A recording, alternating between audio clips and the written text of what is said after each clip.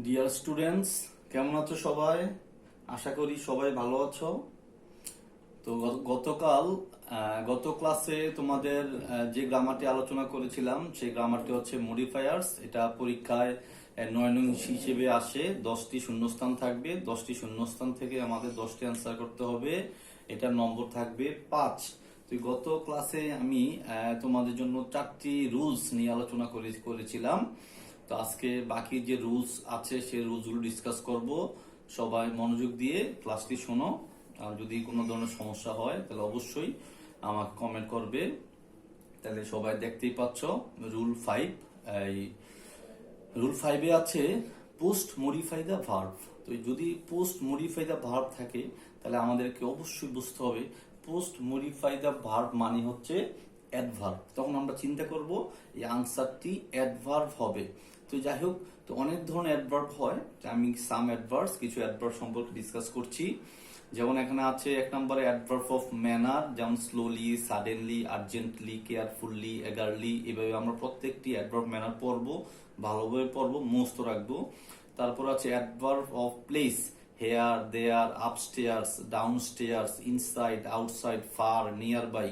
Place মানে স্থান, কোথায়, হেয়ার এখানে, দেয়ার সেখানে, আপস্টেয়ার্স উপরে, ডাউনস্টেয়ার নিচে, ইনসাইড ভিতরে, আউটসাইড বাইরে, ফার দূরে, নিয়ার বাই কাছে। এইভাবে আমরা বুঝবো কোথায়, এখানে সেখানে, ডানে বামে, যেভাবে বলি প্লেস স্থান আসবে সেটা হচ্ছে অ্যাডভার্ব অফ প্লেস। তারপর দেখো অ্যাডভার্ব অফ টাইম। টাইম মানে সময়, কখন, এখন, নাও, দেন তখন, সোন শীঘ্রই, once today, daily, weekly, finally, etc. Adverb of frequency, কোনো কিছু পুনরাবৃত্তি ঘটা, বারবার ঘটা। সামটাইমস মাঝে মাঝে, অলওয়েজ সর্বদা, never seldom, usually, rarely, often, normally, etc. এগুলো হচ্ছে অ্যাডভার্ব অফ ফ্রিকোয়েন্সি। পরেরটা দেখো adverb of degree, very. Degree দ্বারা, অ্যাডভার্ব অফ ডিগ্রি দ্বারা মাত্রা বোঝায়, খুব, প্রায়ই, hard, hard labour, hard work, কঠোর পরিশ্রম, তীব্রতা, মাত্রা বোঝায়। তাহলে অ্যাডভার্ব অফ ডিগ্রি মানে very, almost, hard, partly, completely, fully, practically, extremely, fairly, etc. আমরা এগুলো বারবার পড়তে হবে। 6-এ আছে adverb of affirmation or negation.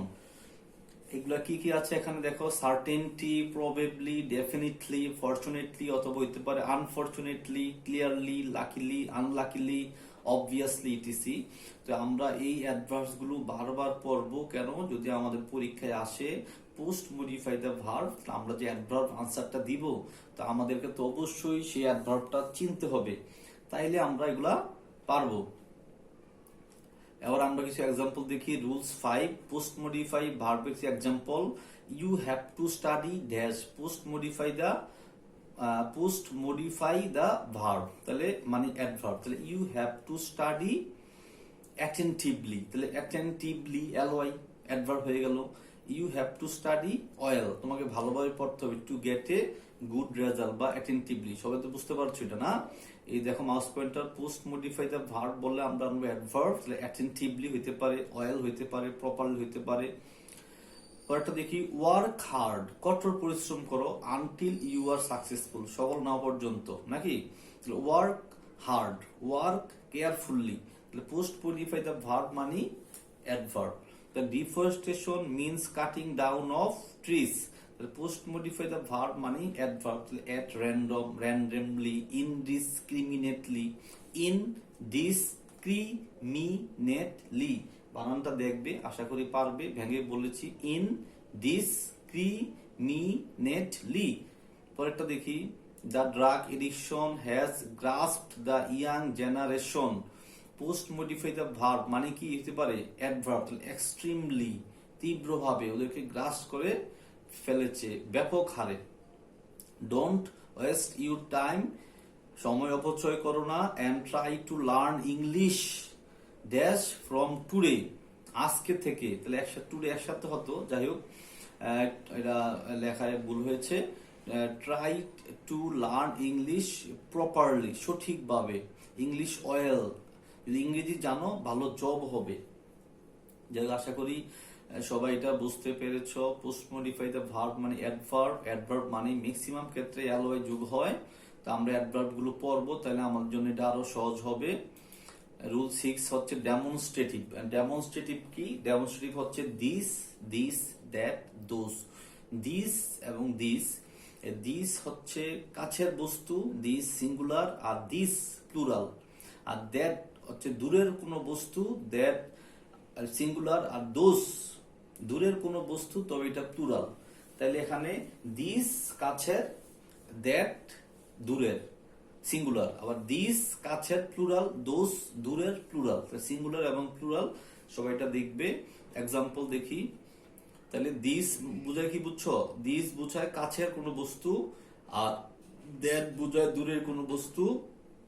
This হচ্ছে কাছের বস্তু বুঝাবে, বাট এটা হবে কি? প্লুরাল। আর দোজ দূরের, এটা প্লুরাল। এক্সাম্পল কি? হি has dash qualities from childhood. Childhood থেকে তার কিছু গুণ ছিল। তাহলে এখানে কোয়ালিটিস সিঙ্গুলার না প্লুরাল? Qualities plural. সেক্ষেত্রে আমরা এখানে দিস আনলে হবে না। যদি হয়তো কোয়ালিটি, তাহলে আমরা না আনতাম দিস, আনতে পারতাম। যাই হোক, এখানে কি হবে? হবে দিস প্লুরাল। যেহেতু কোয়ালিটিস প্লুরাল, এখানে আমরা আনবো দিস কোয়ালিটিস। আমরা অবশ্যই খেয়াল করব।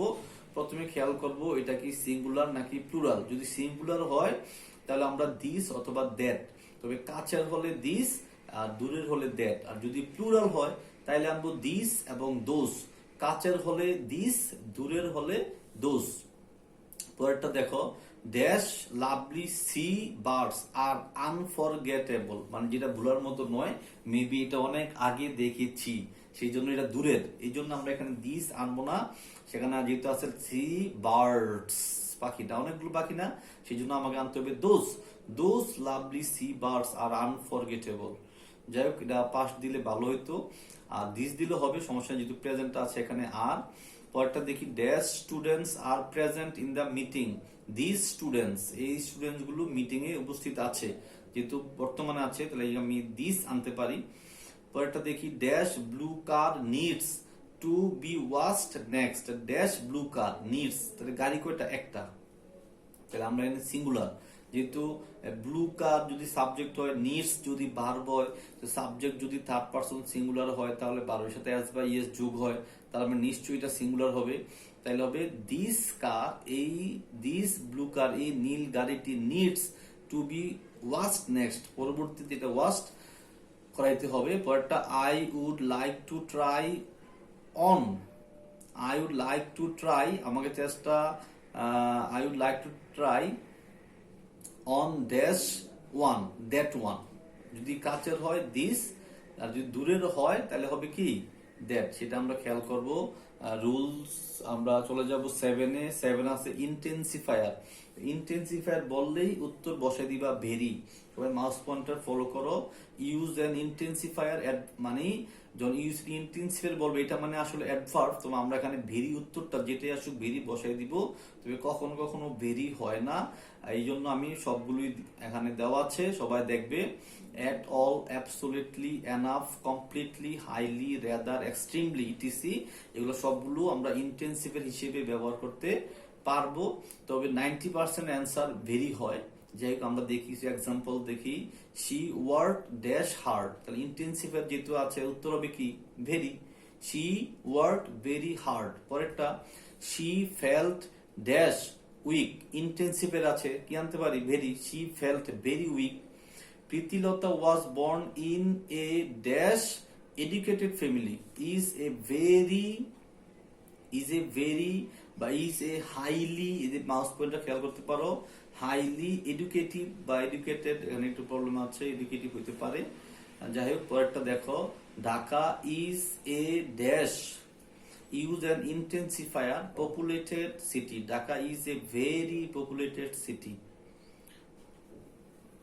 Tigers are very strong, tigers are very strong।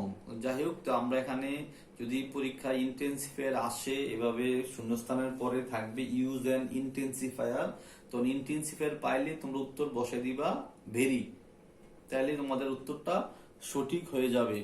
এবার চলে যায় রুল 8। রুল 8 হচ্ছে আর্টিকেল, পরীক্ষায় আসবে use N article. Mouse pointer follow করো, একটা সেন্টেন্স থাকবে, সেন্টেন্সের গ্যাপের পরে থাকবে ইউজ এন আর্টিকেল। তো আর্টিকেল বললে সবাই তো আমরা আর্টিকেল চিনি, এ এন ডি, এই তিনটে article, A N D K article বলে। তাহলে ড্যাশ বয়, এ বয় যদি নির্দিষ্ট হয়, আমরা সেন্টেন্সটা পড়বো, তাহলে হবে the boy who got A plus is my student. Student নির্দিষ্ট হবে, যেহেতু সে আমার স্টুডেন্ট, এখানে আনসার হবে the boy. Sabbir is dash ideal student, Sabbir is an ideal student. An কেন হলো? আই ভাওয়েল, ভাওয়েলের পূর্বে এন হয়। আর সবচেয়ে বড় কথা হলো আই ভাওয়েল হোক আর কনসোনেন্ট হোক, আমরা খেয়াল করব সাউন্ড। যদি এটা ভাওয়েল সাউন্ড হয় তাহলে আমরা এখানে বসাবো এন, আর যদি কনসোনেন্ট সাউন্ড হয় তাহলে আমরা বসাবো এ। পরেরটা দেখো, যেহেতু এখানে বয়েস আছে, বয়েস মানে প্লুরাল, বয়েস এন্ড গার্ল, তাহলে এ অথবা এন কোনো ভাবেই হবে না, তাহলে নিশ্চয়ই দা হবে। যদি সিঙ্গুলার হয় তাহলে এ এন হবে, আর যদি প্লুরাল হয় তাহলে এ এন হবে না, তখন দা হবে, the boys. He has dash best friend, তার আছে বেস্ট ফ্রেন্ড, তাহলে বেস্ট ফ্রেন্ড তো একজন হয় না, তাহলে হি হ্যাজ বেস্ট, বি যদি কনসোনেন্ট সাউন্ড হয় তাহলে আমরা এখানে আনতে পারবো a, he has a best friend, তার একজন বেস্ট ফ্রেন্ড আছে। তো আমরা আজকে আরো 4টি রুলস পড়লাম, আশা করি সবাই বুঝতে পেরেছো। ভিডিওটা বারবার দেখবে, তাহলে সবাই বুঝবে। তো সবাইকে ধন্যবাদ জানিয়ে আজকের মতো এখানেই ক্লাস শেষ করলাম। সবাই ভালো থেকো, আল্লাহ হাফেজ।